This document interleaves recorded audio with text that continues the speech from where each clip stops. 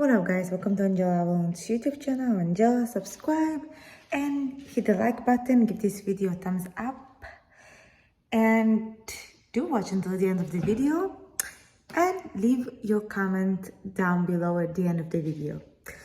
So in this video, this is going to be a part 2 to the Venus in the 8th house synastry.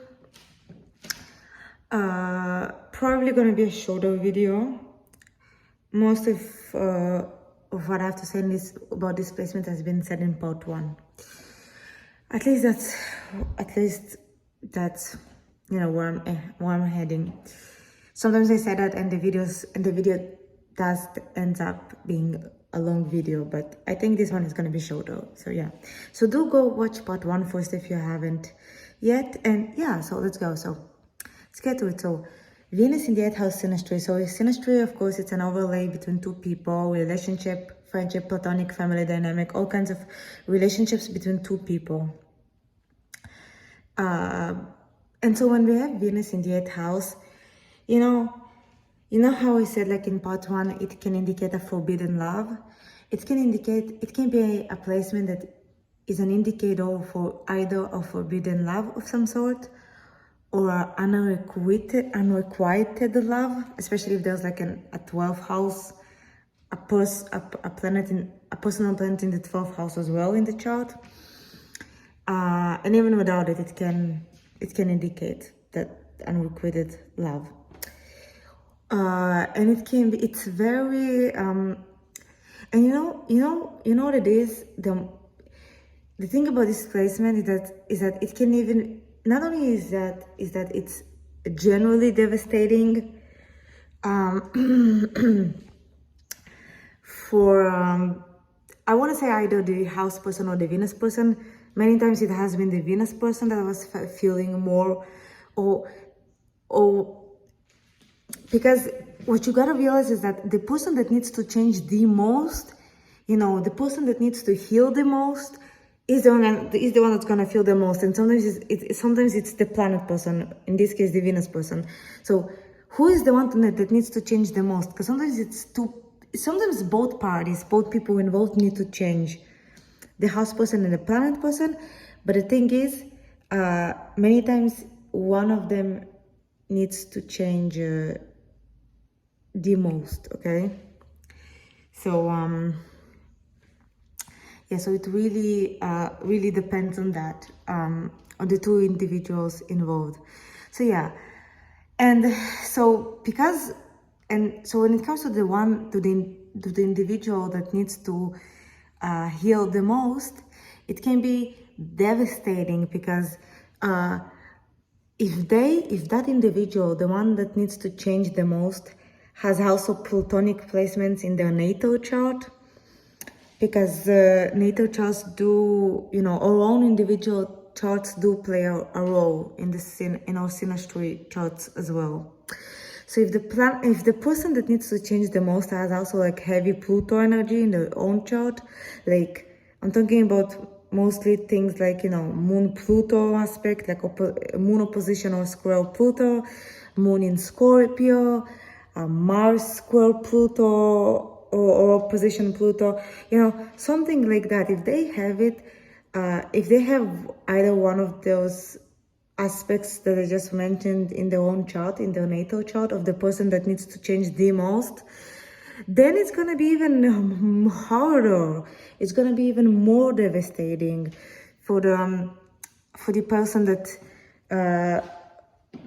needs to transform in this situation, in this overlay. Okay, and sometimes it's the Venus person, and sometimes it's the house person. It's not always the 8th house person, at least when it comes to Venus in the 8th house, because according to my research and in my own experience, many times it can be the Venus person. So so you really gotta know what kinds of people are involved in the situation. So yeah, and it can be very devastating, especially if the person that needs to heal is also very Plutonic, because the 8th house is ruled by Pluto. This is a very Plutonic placement in synastry. So if let's say the house person is the one that needs to change the most, and he has, or she, and they have a heavy Pluto in their own chart, in their natal chart, then the change is going to be even harder, and then more heartbreak is going to be needed for them to transform and change. And the 8th house synastry already requires that regardless. So you see what I'm saying? So it would have been regardless, but especially if they're very Plutonic, it's going to be even more. It's like it's almost like a double Remy or some, like a double. It's just the suffering is multiplied basically. So depending, who needs to change more, or if both, many times they equally maybe need to change, but usually even if both people are damaged, one of the people is more damaged than the other in this scenario. And yeah, it's very unfortunate, because as someone who who still lives this synastry and is not yet entirely free from it, I'm telling you guys, and I am Plutonic, so I'm telling you guys, this is, you really ought to know what you're doing with this, because many times, like in my case, I did not actively choose this, okay? I keep many things and details confidential about my life, so I'm not showing everything on my channel about my personal life, all my life, in general, because it is an astrology channel after all, and I am very private, hence, like I said, I'm very Plutonic. Pluto rules privacy, so I'm a very private person. But I will say that many times, if you have this synastry with someone, as well as any personal planet in the 8th house in synastry, right? But, speaking of Venus in the 8th house, if you have this synastry with someone, many times what you gotta realize is that the house person might have come into your life, or the planet person might have come into your life without your actual, free will, without you actually even, they might really randomly come into your life without you having any say in it,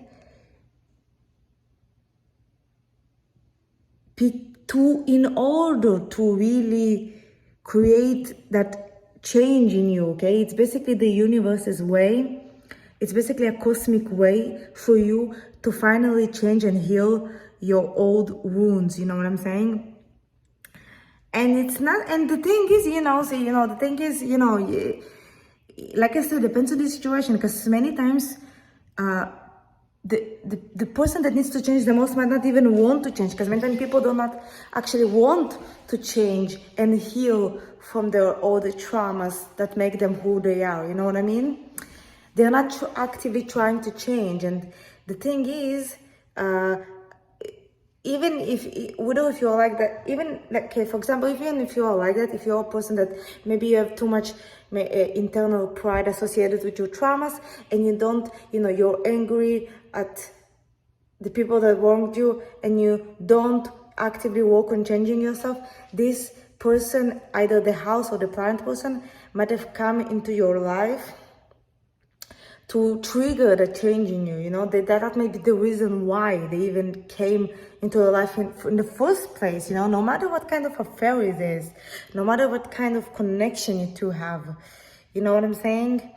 Like I said, guys, I'm gonna say it again, it doesn't have to be romantic or sexual, okay? So really, it has a lot to do with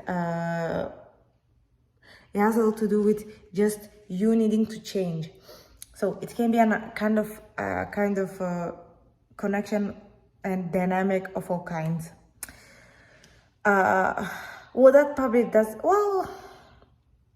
really depends. I was about to say something, but I wasn't actually going anywhere with it. But yeah, so, and even if you are actively trying to change, if we take this example of the scenario that you as in any other person that is the one that needs to change, right, emotionally, if you are the one that needs to change, and I mean, if you are the one that, if you have this and you are actively trying to change, and maybe you did before that person came into your life, right, Would it be the house person or the planet person, you know, depending on which one of them is you in this scenario.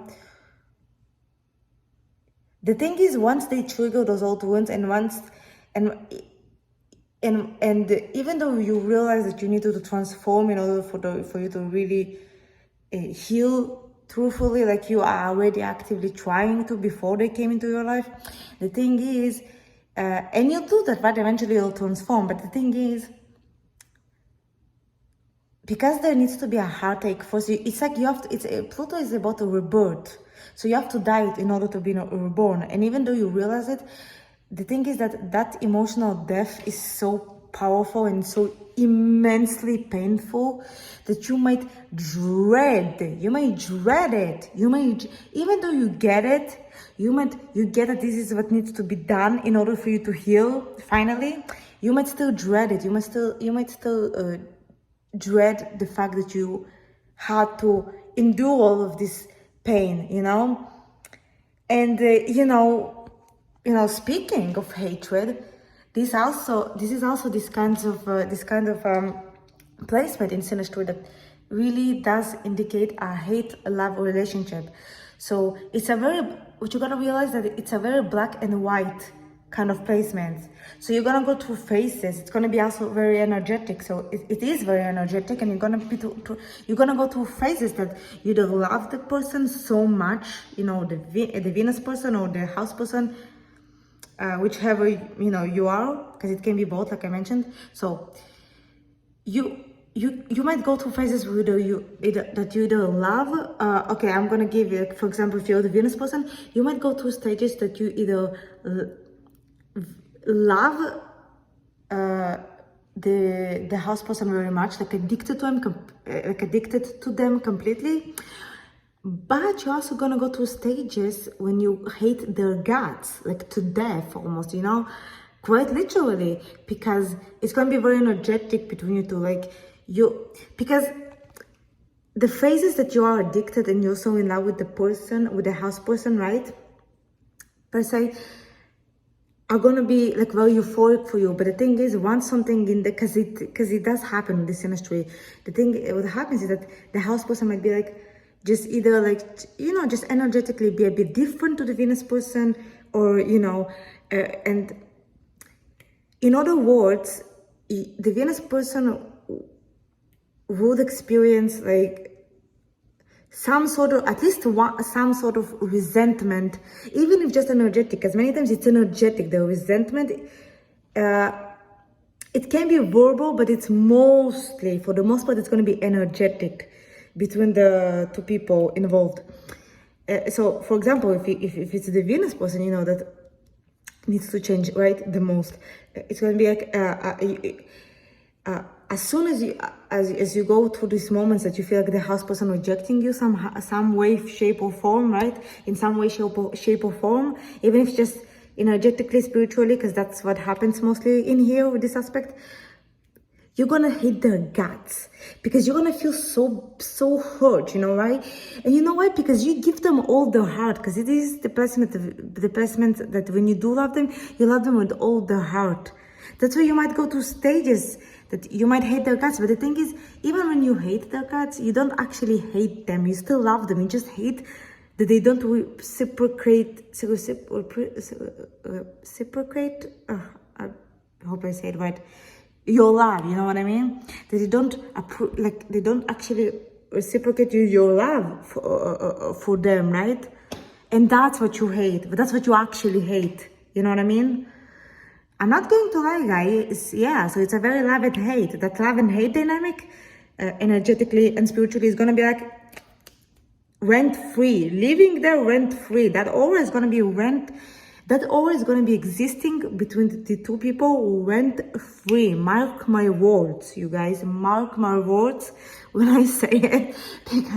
And you're going to stare at each other. They're going to be intense stares. Like I said, no matter what the dynamic is, really, doesn't matter if it's romantic, friendship, whatever, intense stares, and that love-hate aura is going to be the rent-free. You best believe it. Yeah, and it's gonna be very hard, especially on the if you're the especially if you if like me, like for example, because like I said, you can be either the house person or the Venus person that needs to change the most. It's kind of like either, it can go either way. So if you're like, for example, in my case, I'm the Venus person, so and I need the one that needs to change the most. The house person needs to change, but I need to change more. That's what I realized. And so if speaking from my own example, then yes, as the Venus person, I can confirm that there's gonna be intense stress, and that love-hate dynamic, it leaves the rent-free. It leaves the rent-free, and it's very painful, especially for the person like me in the situation that needs to heal the most emotionally. But the thing is, it almost puts me like in an, it almost like puts me, and as well as it can put you in an in a dynamic that in a thing that I like to call an emotionally impossible situation, because you're gonna realize, oh my, yes, I need to change. Yes, I'm working on it. I'm healing. But it's almost like it's a bit of like this like irritating irony, because you're healing, they need to trigger the change. The house person needs to trigger the change in you to heal.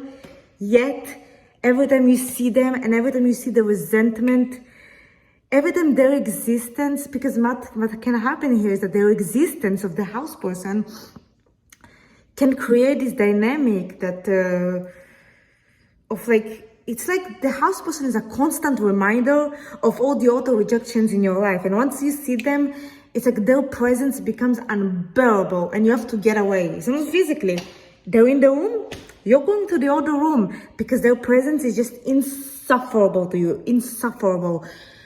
I'm telling you, it can be very emotionally draining. And the thing is, it's almost like that's what creates this irritating irony, because yes, they need to trigger the change in me, yet I cannot change because every time I see them, I become even worse than I was before. It sounds like you're better off if you don't see them. Once you see them, you're triggered all over again. But they the ones that need to trigger the change in you.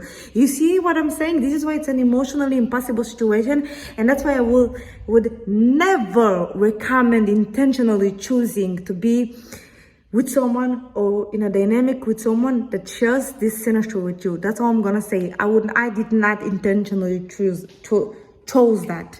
That's what I'm gonna say. But I am doing what the universe wants me to do. You know, if the universe wants me to change, and that's my job, my job is to change, I'll do that. But it doesn't change the fact about displacement that I mentioned. It doesn't change that displacement is not something I would recommend or intentionally choose for myself or others, okay? Because it can get like very confusing. You think the 12th house is confusing, and it is. The 12th house, that is confusing, but this is even more, because like you either love them or hate them. You love them and hate them both. It's like you love them and hate them with all your heart. You hate them to death, you love them to death. It's all consuming. And you think, you think someone like me, or you think, for example, if you think someone like me or someone with a moon in Scorpio in their natal chart, you think, oh yes, they crave it. Oh yes, oh. If they don't crave it, they can handle it, right? That's what I would have thought, but no. Yes, I can handle it, but I can, but God Almighty, I cannot wait until I finally am free of it. I'm telling you guys, this synastry will make you pray day and night. Especially if you live with them, no matter the dynamic, if you live with them, you're gonna pray day and night, that you're out of the place that you live, just so you don't have to see them. And again, guess what? The 8th house, that's will finance the money and the property for the people, as well as the government's money. So guess what? You might be in a situation that you are stuck financially and you have to deal with the house person or the Venus person, whoever it is in your situation. You know what I'm saying? You get what I'm saying? So it's not only like an emotional trap, it's also like a financial trap. It sounds like your financial situation might trap you in the 8th house synastry. Basically what this synastry does is that it creates this situation when you have like, you enter into a financial difficulty and your financial struggle. That's also what traps you into this emotionally impossible situation of the 8th house synastry that it is. You know what I'm saying? Venus in this case, right? 8th house synastry. You see what I'm saying? And it's you know, because it's Venus in the 8th house synastry video, but it is pretty much the same with all the auto-personal planets in the 8th house. It creates a dynamic when you're financially dependent. What it does, it creates a dynamic that you're financially dependent on the situation, that you have to deal with the house or the planet person that constantly emotionally triggers you. So you see what I'm saying? Not only that it's a trap, but it's like a double trap. It's an emotional trap and a financial trap. And it's like your emotional situation as well as your financial situation is like trapping you and imprisoning you in the situation. Or at least they might, you know, they might, okay? So you guys comment down below if that's the case for you, or if it ever has been the case for you in the past. Please comment down below, okay? So yeah, I'm gonna wrap this up, and this video that kind of is like 20 minutes. So you see, guys, this video did end up being, you know, longer than I anticipated, but I'm pretty satisfied with it. So yeah, do leave your feedback down below. Hit the like button, subscribe to my channel if you haven't, because you see I go pretty deep. I go really deep in my videos, and I'm very to the point. So do subscribe if you want more. Because there's plenty more where it came from. I'm gonna post a lot more videos coming soon, and I'll see you in the next one. Oh, and book a reading with me. My readings are $10. I do private sessions. I do live videos, live sessions and private videos. So do email me for a reading. It's just $10, and I'll see you in the next one.